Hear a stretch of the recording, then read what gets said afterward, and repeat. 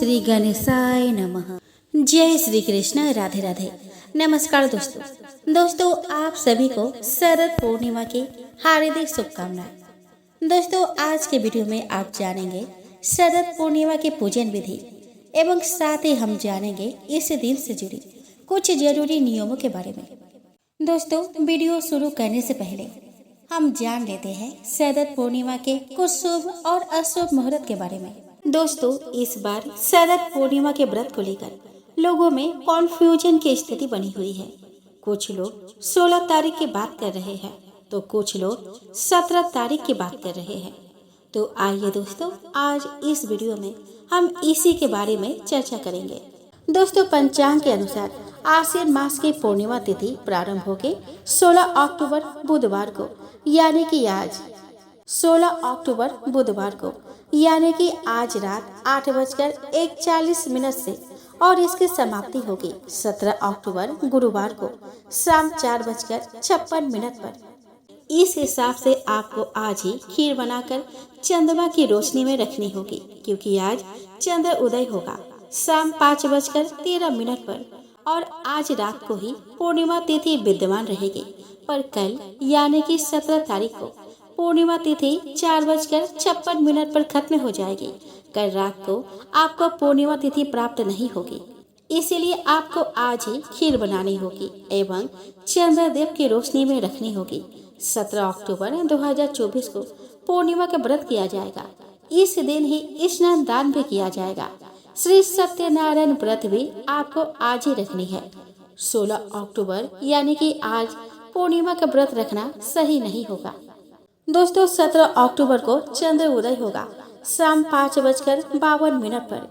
आज के दिन सूर्योदय 6:28 AM पर होगा और सूर्यास्त 5:55 PM पर होगा।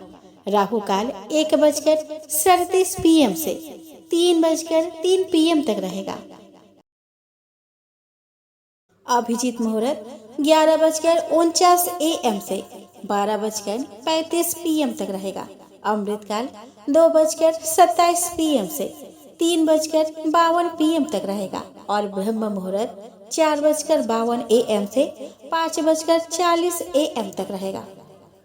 दोस्तों अगर कोई कारणवश आज आप खीर ना रख पाए तो आप कल यानी कि 17 अक्टूबर को चंद्रमा की रोशनी में थोड़ी देर के लिए खीर रख सकते हैं। दोस्तों शरद पूर्णिमा के दिन माँ लक्ष्मी की पूजा होती है, क्योंकि मान्यता के अनुसार इस दिन उनका जन्म हुआ था। इसे कोजागरी पूर्णिमा या कौमुदी व्रत भी कहते हैं। यह दिन धन प्राप्ति के लिए बेहद शुभ माना जाता है। शरद पूर्णिमा के दिन माँ लक्ष्मी धरती पर आती है। लोग अपनी श्रद्धा से उनकी पूजा अर्चना करते हैं। इस दिन चंद्रमा अपने 16 कलाओं से परिपूर्ण होता है और उसके किरणों से अमृत की वर्षा होती है। इसीलिए रात भर चांद की रोशनी में खीर रखी जाती है और अगले दिन माँ लक्ष्मी को अर्पित करके प्रसाद के रूप में ग्रहण की जाती है। दोस्तों शरद पूर्णिमा का दिन बहुत ही खास माना जाता है। मान्यता है कि इस दिन समुद्र मंथन के दौरान माँ लक्ष्मी का प्राकट्य हुआ था। इस दिन माँ लक्ष्मी के जन्म उत्सव के रूप में भी मनाया जाता है। ऐसा कहा जाता है कि शरद पूर्णिमा के दिन माँ लक्ष्मी धरती पर भ्रमण करती है। इसीलिए इस दिन जो व्यक्ति सच्चे मन से माँ लक्ष्मी की उपासना करता है उनके सभी काम आसानी से पूरे हो जाते हैं। साथ ही उस व्यक्ति को कभी भी धन धान्य की कोई कमी नहीं रहती। शरद पूर्णिमा को कोजागरी पूर्णिमा के नाम से भी जानते हैं। इस दिन यदि सुबह के समय आप कुछ आसान उपाय कर लेते हैं तो आपके जीवन में कभी भी धन धान्य की कोई कमी नहीं रहेगी। दोस्तों शरद पूर्णिमा के दिन सुबह जल्दी उठकर स्नान आदि के बाद माँ लक्ष्मी की मूर्ति के सामने घी का दीपक जलाएं और इसके बाद माँ लक्ष्मी के मंत्रों का जप करें। ऐसा करने से घर में धन धान्य की कोई कमी नहीं होगी, साथ ही आपकी आर्थिक स्थिति भी मजबूत होगी।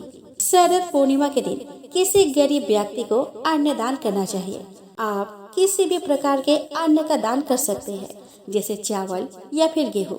यदि आप चावल का दान करते हैं तो यह काफी उत्तम रहेगा।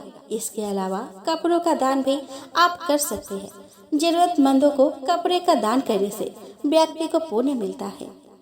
दोस्तों, शरद पूर्णिमा के दिन ओम ह्रीं श्रीं क्रीं क्लीं श्री लक्ष्मी मम गृह धनपुरिया चिंताय दूरिया स्वाहा इस मंत्र का जाप करने से व्यक्ति को धन की प्राप्ति होती है। इस मंत्र का कम से कम 108 बार जप जरूर करें। इस दिन माता लक्ष्मी को पीले रंग की कौड़ियाँ अर्पित करें। कौड़ी अर्पित करने से पहले माँ लक्ष्मी के सामने घी का दीपक जलाकर उनके पूरे विधि विधान से पूजा अर्चना करने के बाद ही कौड़ी अर्पित करें। इसके बाद अगले दिन सुबह इन कौड़ियों को उठाकर अपने घर के तिजोरी में किसी लाल रंग के वस्त्र में बांध कर रख दें। इस उपाय को करने से आपकी तिजोरी कभी खाली नहीं होगी। माँ लक्ष्मी को पान बेहद प्रिय है, इसलिए उनकी पूजा में पान के पत्ते का विशेष महत्व है। शरद पूर्णिमा के दिन माँ लक्ष्मी की पूजा में पान के पत्ते का इस्तेमाल जरूर करें। इसके बाद इस पान के पत्तों को लेकर घर परिवार के सभी लोगों को प्रसाद के रूप में बांट दें। ऐसा करने से घर में सुख शांति के साथ साथ धन की वर्षा भी होगी। माँ लक्ष्मी कभी भी आपके धन के भंडार खाली नहीं होने देंगे। दोस्तों, पूर्णिमा के दिन भक्तों को प्रातः काल हो सके तो ब्रह्म मुहूर्त में उठकर स्नान ध्यान करने के बाद व्रत का संकल्प लेनी चाहिए।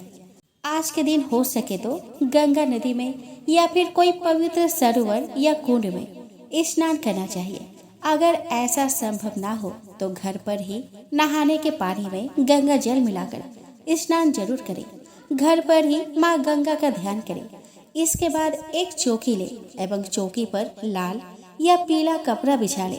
उस पर कलश की स्थापना करें। भगवान विष्णु और माँ लक्ष्मी की प्रतिमा या तस्वीर की स्थापना करें।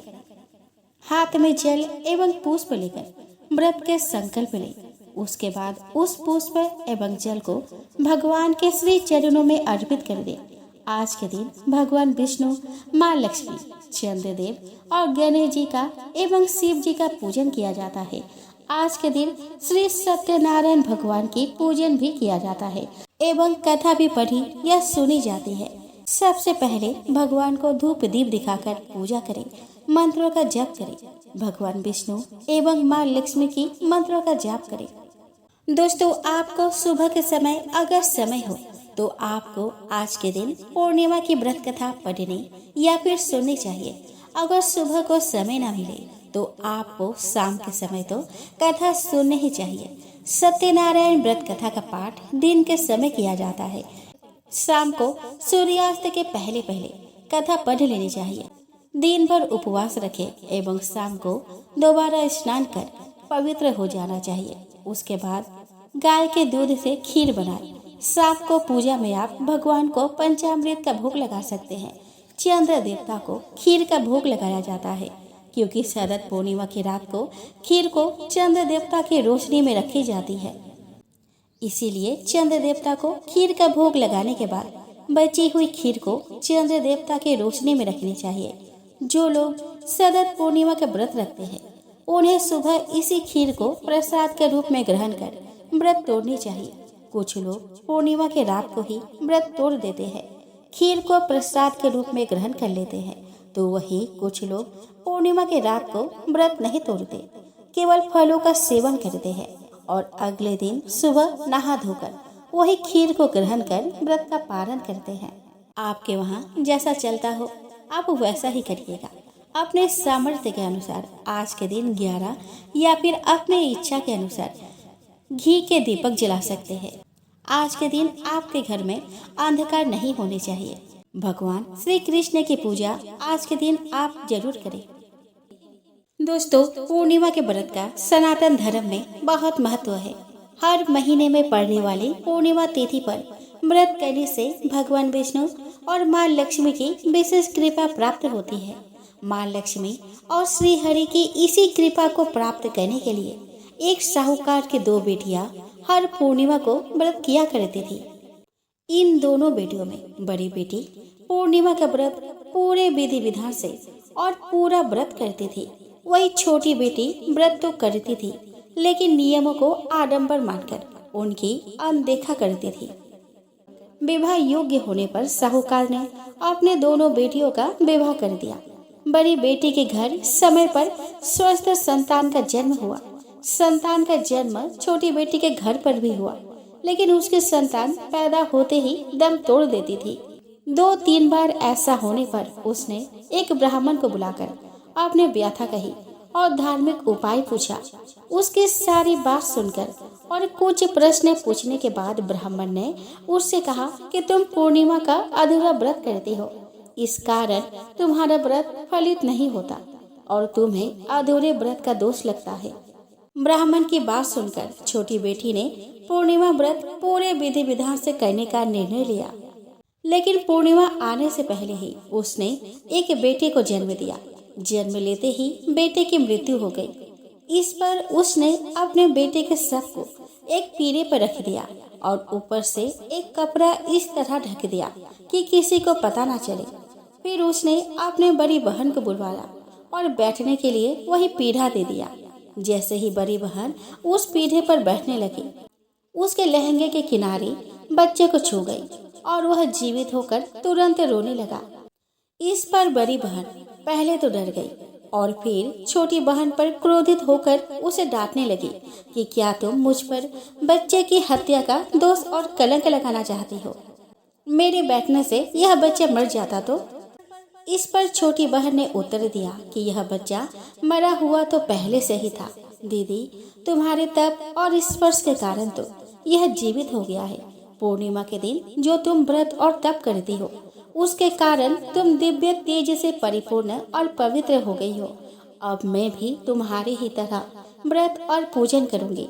इसके बाद उसने पूर्णिमा व्रत विधि पूर्वक किया और इस व्रत के महत्व और फल का पूरे नगर में प्रचार किया। जिस प्रकार माँ लक्ष्मी और श्री हरि ने साहूकार की बड़ी बेटी की कामना पूर्ण कर सौभाग्य प्रदान किया, वैसे ही हम पर भी कृपा करें।